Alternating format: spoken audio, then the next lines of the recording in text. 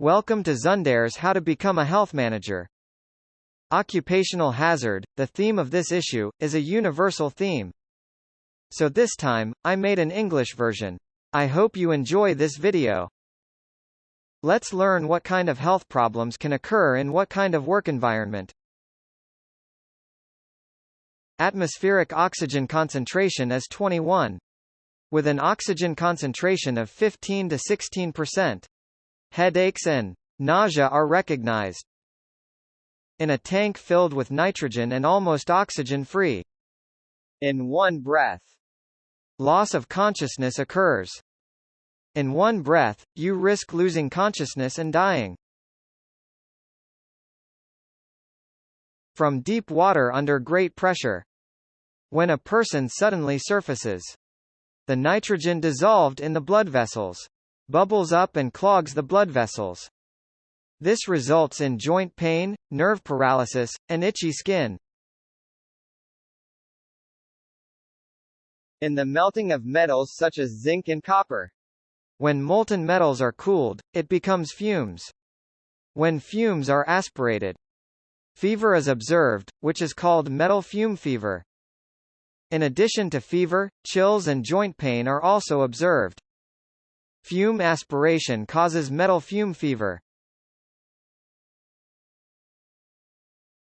Due to working at low temperatures. Hypothermia is a condition which the body's core temperature drops to as low as 35 degrees Celsius. Impaired consciousness is observed. Wake up. If you sleep now, you'll die. Chilblains are caused by impaired blood flow in cold places. Without tissue destruction. Frostbite is a disorder of skin tissue. Caused by exposure to cold temperatures below 0 degrees Celsius 32 degrees Fahrenheit. Necrosis, in which tissue dies off, can occur. There are three types of vibration disorders. Peripheral circulatory disorders, peripheral neuropathies, and motor system disorders. As peripheral circulatory disorders. Raynaud's phenomenon, in which blood vessels constrict and blood flow is reduced, is observed. When it gets cold, blood flow drops and your fingertips turn pale. As peripheral neuropathy. Numbness of the hands is observed. As musculoskeletal disorders. Arthralgia and other symptoms are observed. There are two types of effects on the body from exposure to ionizing radiation. Deterministic and stochastic effects.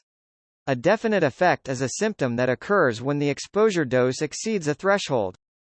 Cataracts, for example, occur at exposures of 5,000 millisieverts or more. Effects on the central nervous system are definitive effects. Although exposure to radiation does not always cause the disease, the stochastic effect is that the higher the dose exposed, the higher the probability of developing the disease.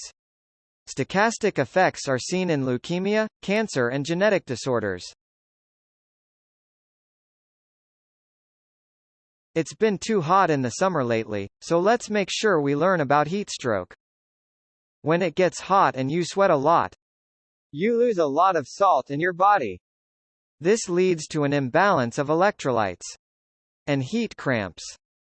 In a factory with hot work, you regularly lick salt candy to prevent heat cramps.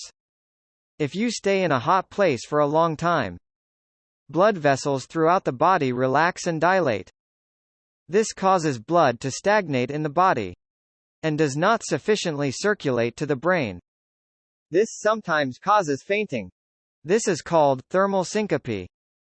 If you stay in a hot place for a long time, damage to the brain's ability to regulate body temperature, resulting in an inability to release heat out of the body. Body temperature exceeds 40 degrees Celsius 104 degrees Fahrenheit and consciousness is impaired. This is heat stroke. Call an ambulance as fast as you can. External sound is transmitted to the inner ear. The cochlea in the inner ear converts sound into electrical signals. and sends the data to the brain. There are hair cells in the cochlea, where sound is converted into electrical signals. Continued exposure to noise damages cochlea hair cells, thus the hearing loss. What? Thank you very much for watching this video. Is there a need for an English version on such a universal theme? If so, make sure you give it like.